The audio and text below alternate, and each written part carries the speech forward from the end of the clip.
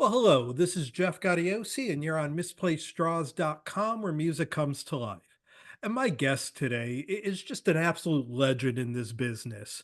You know him from his time with Dokken, Foreigner, Black Swan, Dio, and many others.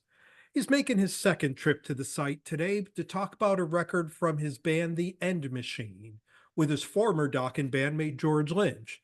The record is called The Quantum Phase. It's out everywhere March 8th, and it absolutely rocks.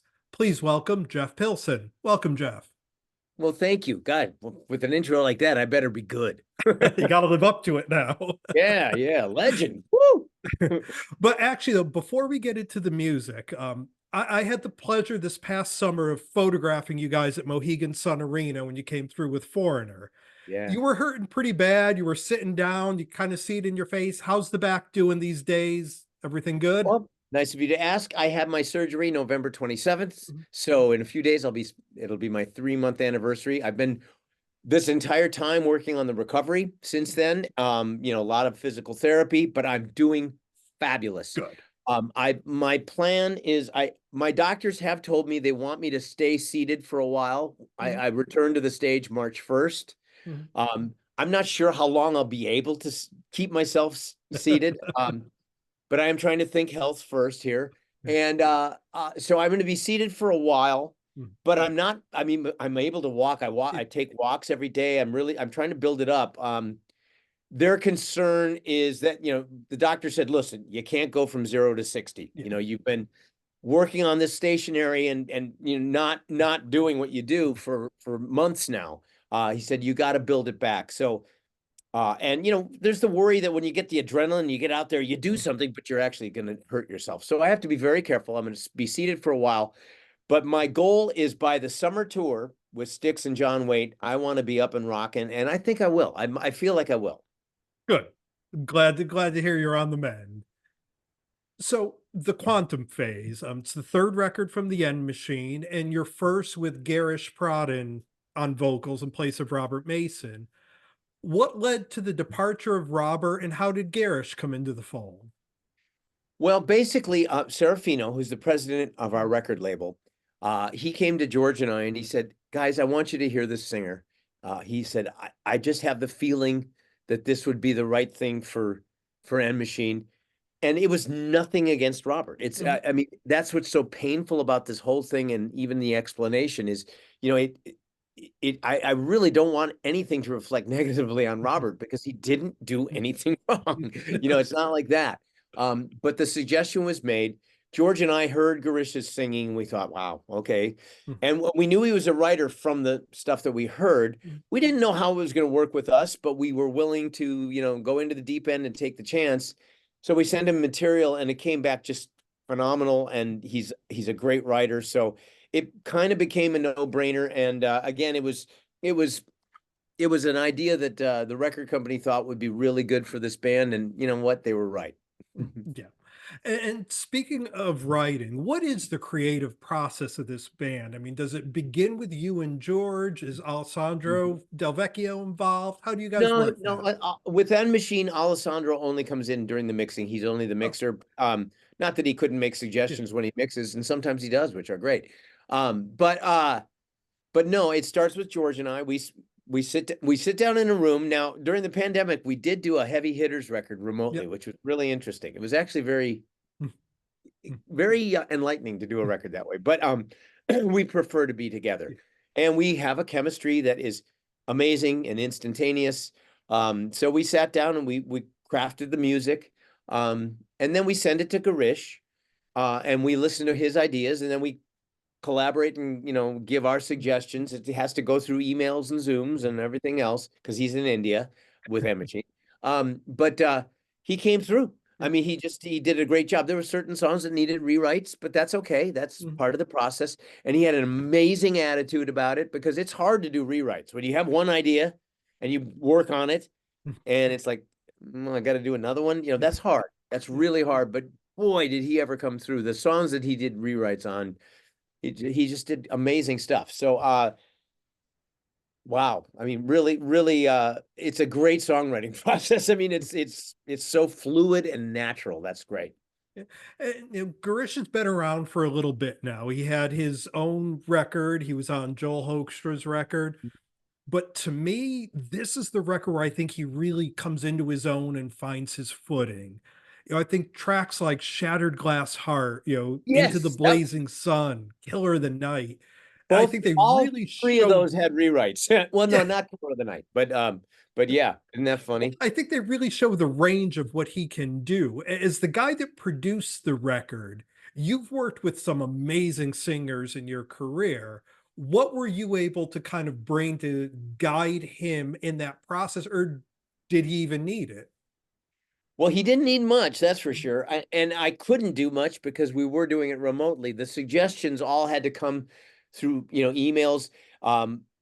Which is not my ideal way of working with a singer. I'd prefer to be in the room with them and everything. And because I do sing, I can kind of communicate with them on a level of understanding as, someone who knows what's involved in singing. Um, but so it was done with emails and things like that, which is not, again, not my ideal way, but wow, did he ever take all the suggestions well? And I mean, and on top of it, it didn't need a lot. Mhm. The main things were rewrites, but when he came back with rewrites, almost to a fault, they were great when they came back as a rewrite. So I didn't have to say much on this, which is pretty amazing.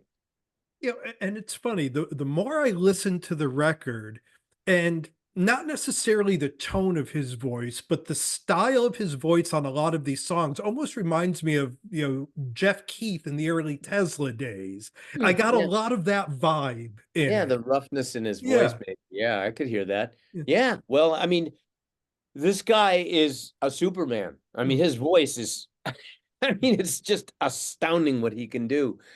I mean, he's as good a singer yeah, as you can get. I yeah. mean, as far as his vocal ability, I mean, I think it's limitless, which is pretty phenomenal. So I think the man has a very, very bright future. Mm. And you mentioned earlier when we were talking about writing, kind of about that chemistry that you and George have. And you guys have such a long history together. And really, I think for both of you, the best work you've done is when you do it together. What Mhm. is it about playing with George that just brings out the best in both of you? Well, our chemistry is Mm, is that. I mean, George is, for me, he's very inspiring to work with. George is really honest and he's really straightforward, which is great. No phoniness with mm, him. And he's when he gets in the zone, and that's the thing with George, he has to get in the zone, but when he's in the zone, he's a genius mm, and things flow out of him that come from some other place. And uh, get when he's in, my role is to make him comfortable and get into that space, mm, and then when he gets in that space, we're able to collaborate mm, and do things together. And again, he's really honest. For him, it's all about what's the best idea. It's not my idea has to be. We're not like that with each other mm, at all. We're brutally honest with each other. Like, oh, God, that's the dumbest thing I've ever heard in my life. That we say things like that. So um and once we do, putting the songs together and crafting them in a way that really befits making a great song, we just have a natural way of doing it. It's very organic. We both just feel it and we tend to complete each other's sentences. So I think there's a little bit of ESP that happens, and when we get together, that ESP creates a magic, so where the whole is greater than the sum of its mhm. parts, and that's the objective. Yeah. And earlier we mentioned Foreigner, and after waiting for far too long, the band's finally nominated for induction into the Rock and Roll Hall of Fame. And even though you and Kelly Hansen aren't included in the lineup, which I will never understand, having Oh, spent for the so Hall many of Fame, years, I do. yeah, well, having spent so many years with Mick and playing with the original members, I got to see you guys when you did the Then and Now show out here in Connecticut. What does it mean to you, this nomination? Well, the first thing I think is, yes, it's overdue. So I mean, even as a Foreigner fan myself, I think, yeah, well, but I knew that there was an obstacle Yeah. in the way, and that obstacle has been removed. So now, we are getting an honest shot. Mhm. So I hope. I mean, for me, the first after I think that, then I think, God, I want this for Mick. I really Mick so deserves this. I mean, Mick's a wonderful human being. He's a really, at heart, he's a very deep and sensitive human being who has really deep feelings. And that's people don't realize that's where the power of a lot of those songs comes from, is how deeply emotional he is. And even though Lou's been saying some kind of crappy things in the press lately, I want it for Lou too because I think he so deserves it. I mean, I love Lou's voice, and I think Lou is just a. I think he is a. I think he's one of the top singers of all time, and I think he really deserves it. And you know, I love Al Greenwood. Al Greenwood is a great guy, a fabulous keyboard player. I want it for Al really bad. Rick Wills, I love Rick Wills like a family member. He's a great guy. I want it for him. Ian was a wonderful person, and he passed now a couple years ago, but Ian was just a great guy. And even though it's posthumous, he so deserves. I mean, I don't think King Crimson ever got in, right? The No, original Crimson. Well, unbelievably not. that's a Yeah. travesty on its own. I understand why, but Ian deserves to be in there. I mean, frankly, the original King Crimson absolutely deserves to be in there, but whatever. But anyways, I'll take it if it's Foreigner for Ian. And then there's Dennis, who I mean, come on, Dennis was a very, very valuable member of that band, and he deserves it, Mm. as does Ed Gagliardi in posthumously. So I mean, I really adore those guys, and like I said, even with Lou saying the stuff he says, I really think the world of Lou. So I think it's a well-deserved thing. I hope it happens, especially for Mick because that's who I'm closest to. But man, that band deserves to be in, and I hope it happens.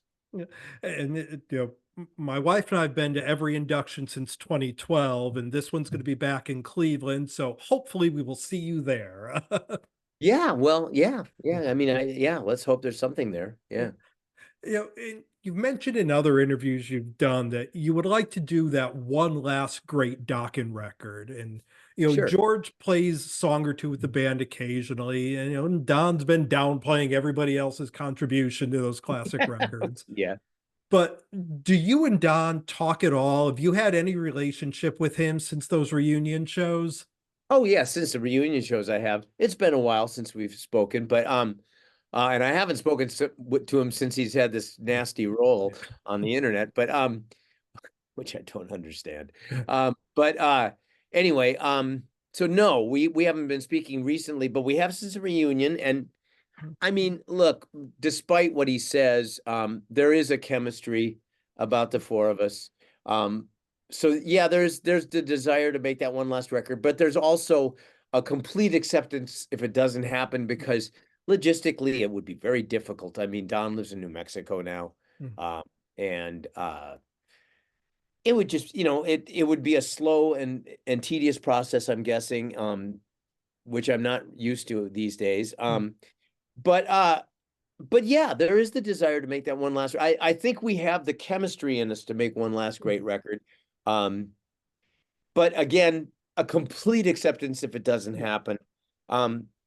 It's kind of sad that those reunion shows would have been the last things we would have done because that was not a particularly inspired set of performances. Mm. Even though the live record came out with some cool energy on it, but I don't consider it our greatest Mm. work.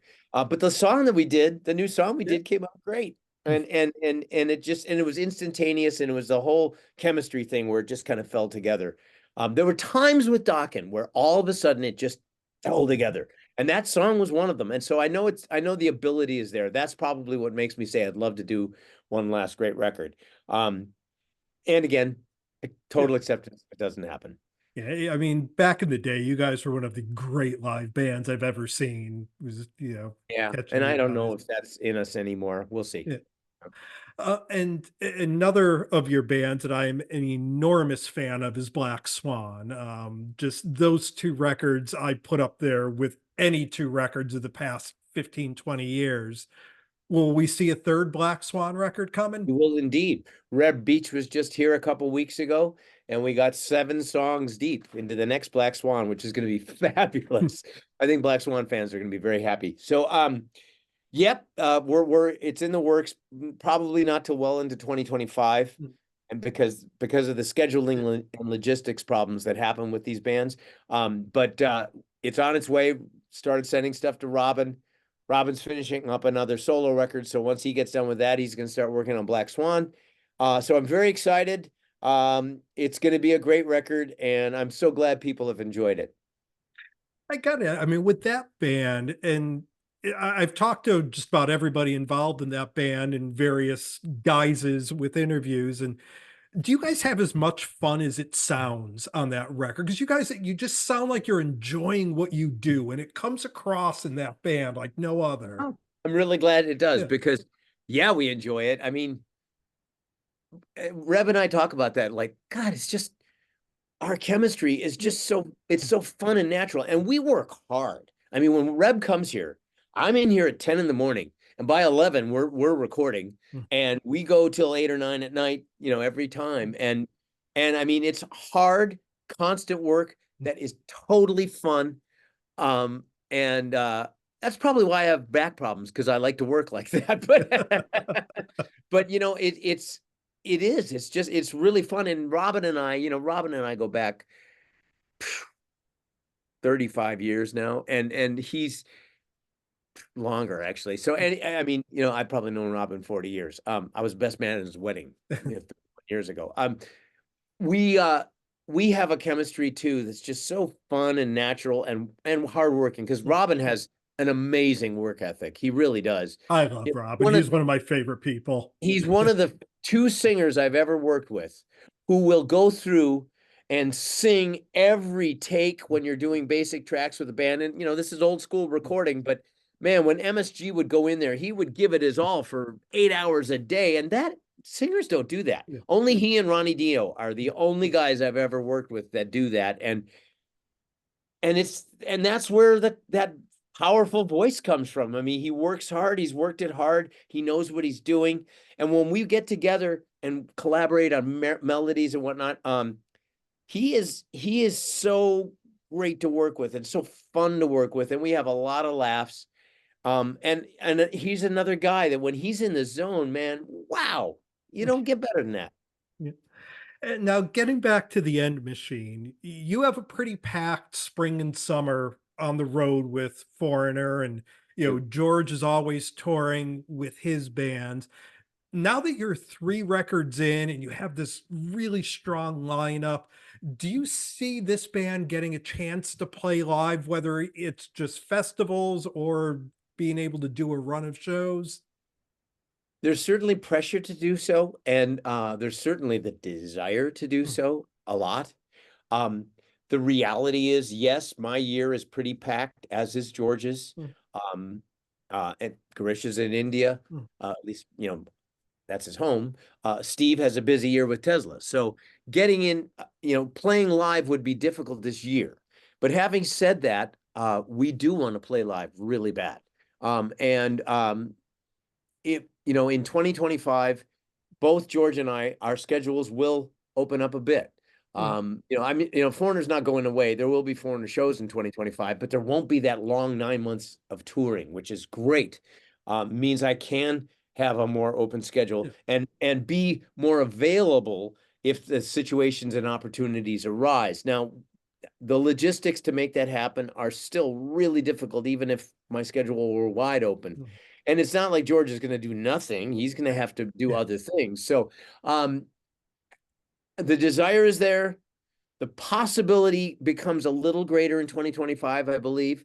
But the desire's there. So we're working on it. I'd love to make it happen, but I would never promise anything, because it is a logistical nightmare. It really is. Yeah. Well, we've been spending some time here with Jeff Pilson. The band is called The End Machine. The record is The Quantum Phase. It's out everywhere March 8th. I just love this record. Can't say enough good things about it. Jeff, Thank you. thank you so much for taking the time to do this. It's always a pleasure to talk My with you. pleasure. My pleasure. Let's go out and get that quantum phase, because it is a great record, top to bottom. Without a doubt. Thank you so much. Thank you. Thanks.